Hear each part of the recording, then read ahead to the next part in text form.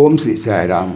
ఈరోజు మనం గీత యందలి అపార శక్తికి హేతువు ఏమిటో తెలుసుకుందాం. సాయిరామ్.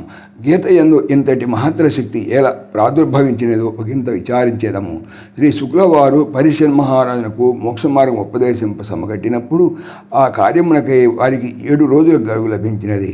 కాబట్టి సావకాశముగా అనేక కథలతో ఇతిహాసములతో వర్ణనలతో బోధింపదొడిగాను.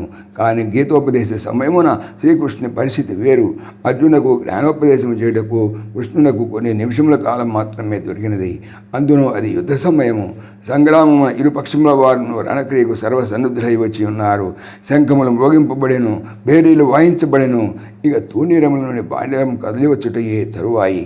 అట్టి విషమ పరిస్థితిలో శ్రీకృష్ణునకు అర్జునైన మోహ వినాశమైనటువంటి బ్రహ్మాండమైనటువంటి బాధ్యత వచ్చి పడింది. కూర్చొని ఉన్నటువంటి అర్జునుడు లేచే లోపల సమస్త విజ్ఞానమును అతను బోధింపవలసి వచ్చెను. కావున అట్టి గొప్ప నైతిక బాధ్యతని ఎదుర్కొనుటకై శ్రీకృష్ణమూర్తి అతడి తన శక్తియుక్తులన్నింటినీ లెస్సగా కేంద్రీకరించి కార్యములకు ఉపక్రమించెను. వేదాంతముల సారమంతయు పిండి క్షణకాలముల అర్జునకు బోధించి వచ్చెను. సమస్త శాస్త్రములకు సిద్ధాంతములను అనుష్ఠాన పద్ధతులను చక్కగా నూరిపోసెను. తత్ఫలితముగా వారి ఆశయము నెరవేరినది. నయోసి ఇది గోవిందా, ఓ కృష్ణ, నేను యుద్ధము చేయను అని పలికిన వానిచే కొద్దిసేపటికి తిరిగి కరిష్యే వచనం తవా.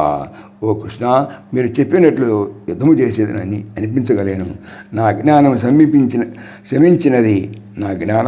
శమించినది నష్టో మోహ అనేటువంటి వాక్యమును అర్జును ముఖతః చెప్పించగలేను.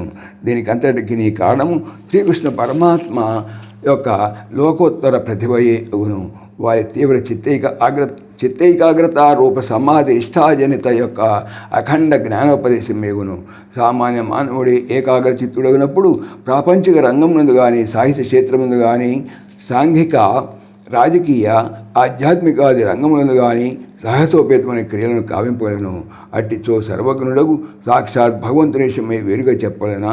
కనుకనే శ్రీకృష్ణ పరమాత్మ యొక్క భావ సమాధి సంజనితమగు భగవద్గీతకు ఇటువంటి అపార మహిమ చేకూరినది.